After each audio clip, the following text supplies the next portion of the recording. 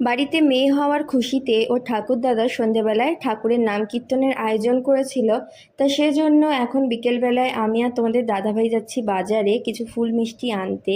কিন্তু আজকের আবহাওয়াটা এতটাই বাজে করেছে, বাজার যেতে না যেতে আমরা বৃষ্টিতে পুরো ভিজে গেছি। তা সেজন্য ভিডিওটা কন্টিনিউ করতে পারিনি। দাঁড়াও, তোমাদেরকে একবার বাইরের ওয়েদারটা দেখাচ্ছি যে আকাশের কি পরিস্থিতি। সারাদিন আকাশটা খুবই পরিষ্কার ছিল, এতটাই গরম পড়েছিল যে দুপুরবেলায় আমাদের এসি চালাতে হয়েছে। কিন্তু যেই বিকেলবেলা আমরা বাজারের দিকে বেরোবো অমনি দেখি ঘন কালো মেঘ করে এসেছে। আর এই দিকের কাণ্ড দেখো, সকালবেলায় দুটো বিড়ালের বাচ্চা আমাদের ঘরে ঢুকে গেছে, একটা আলমারির নিচে বসে বসে খেলছে এইটার সাথে, আর এইটা আমার দিকে তাকিয়ে ভাবছে মালিকটা আমাকে মারবে কি মারবে না।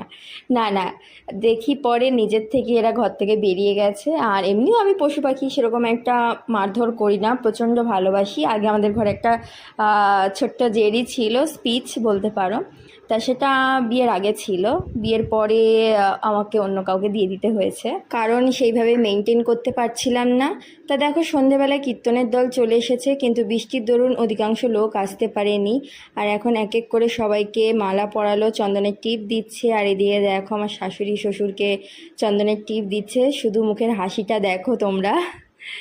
তারপর আস্তে আস্তে আমার মাকে দিল, তোমাদের দাদাভাইকে দিয়েছে, আমাকে দিয়েছে। এর একটা ফুল ব্লগ আমার চ্যানেলে দেওয়া রয়েছে, তোমরা সেখানে গিয়ে দেখে আসতে পারো, নিচে ডিসক্রিপশানে তার লিঙ্ক দেওয়া থাকলো।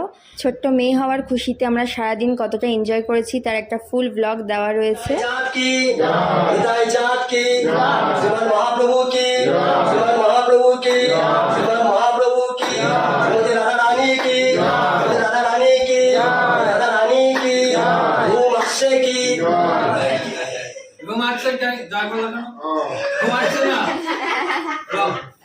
আমি এগিয়ে যাচ্ছি,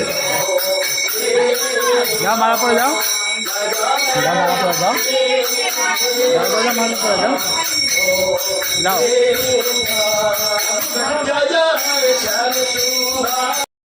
সেজো কাকা শ্বশুর ভেবেছিল আরাধ্যাকে মালা পরাবে, কিন্তু আমার মেয়ে সেই মালাটা নিয়ে ওর বাবার গলায় পরিয়ে দিয়েছে। তা বন্ধুরা, আজকে ছোট্ট মিনি ব্লগটা ভালো লাগলে অবশ্যই একটা লাইক করো, কমেন্ট করো আর সাবস্ক্রাইব করে আমাদের পাশে থেকো।